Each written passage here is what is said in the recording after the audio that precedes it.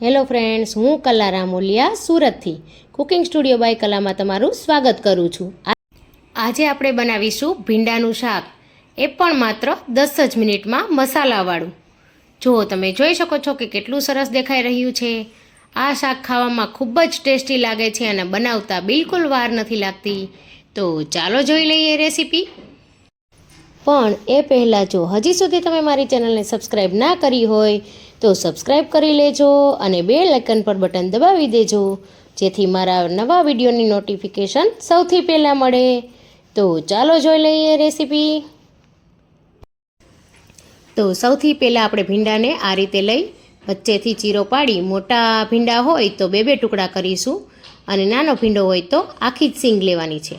તો આ રીતે વચ્ચેથી એક એક કટ કરતા જવાનું છે અને બધો જ ભીંડો કાપી લેવાનો છે। તો મેં અહીંયા 250 ગ્રામ જેટલો ભીંડો ઉપયોગમાં। તો હવે અહીંયા તેલ ગરમ કરવા માટે મેં મૂકી દીધું છે। તેમાં આપણે 2 વારમાં ભીંડાને ફ્રાય કરીશું, બધો જ એકસાથે નથી ઉમેરવાનો। આ રીતે મેં અડધો ભીંડો ઉમેરી દીધો છે અને આપણે 2 થી 3 મિનિટ સુધી તળવાનો છે। જો ઉપરનો કલર ટોટલ ચેન્જ થઈ જશે એ રીતે આપણે તેને તળવાનો છે।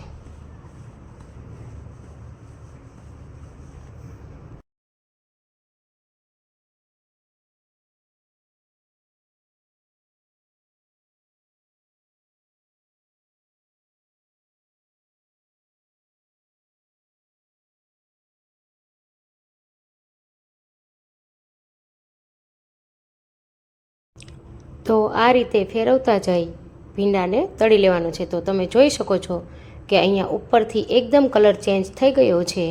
તો હવે આપણે ભીંડાને કાઢી લેવાનો છે।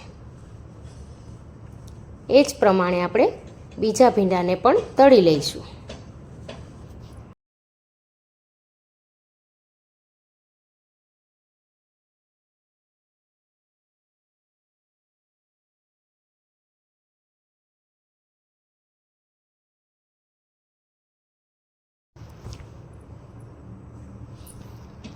તો આ રીતે આપણે બંને ભીંડાને તળી લેવાના છે।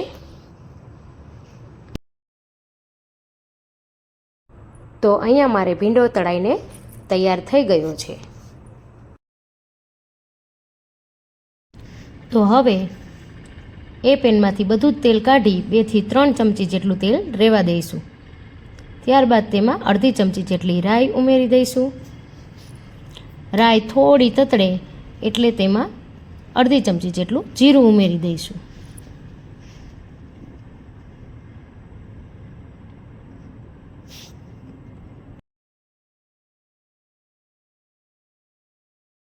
ત્યારબાદ તેમાં ચપટી હિંગ ઉમેરી અને 5 થી 7 લસણની કળીને મેં ઝીણી ઝીણી સમારી લીધી હતી તે ઉમેરી દઈશું। ત્યાર પછી 1 ટમેટાને ઉમેરી આ રીતે તેને સારી રીતે મિક્સ કરી લેવાનું છે, જેથી ટામેટું સરસ પોચું થઈ જાય। અને હવે આપણે ભીંડો જે તળીને રાખ્યો હતો એ ઉમેરી દેવાનો છે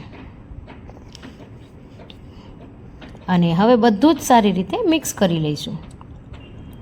હવે તેને ઢાંકીને 5 મિનિટ સુધી એમનેમ એકદમ ધીમા તાપે થવા દઈશું, જેથી ભીંડો એકદમ સરસ સોફ્ટ થઈ જાય। જો 5 મિનિટ પછી આપણે ખોલીને જોઈએ તો ભીંડાનો કલર થોડો ચેન્જ થઈ ગયો છે। તો હવે આપણે તેમાં મસાલા કરી લઈશું। તો હવે તેમાં અડધી ચમચી જેટલી હળદર, 1 ચમચી જેટલું ધાણા જીરું, 1 ચમચી જેટલું લાલ મરચું પાવડર તમે તમારા હિસાબે નાખી શકો।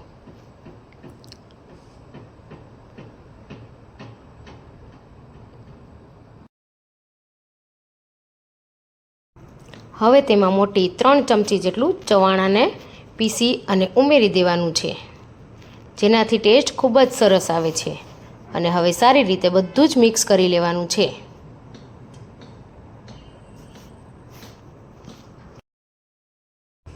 અને હવે છેલ્લે અડધી ચમચી જેટલો ગરમ મસાલો ઉમેરી સારી રીતે બધું જ પાછું।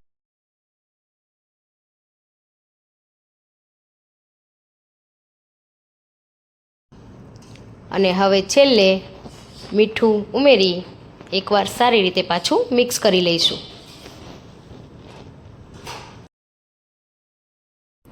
તો તૈયાર છે ફ્રેન્ડ્સ, સરસ મજાનું ભીંડીનું મસાલાવાળું શાક.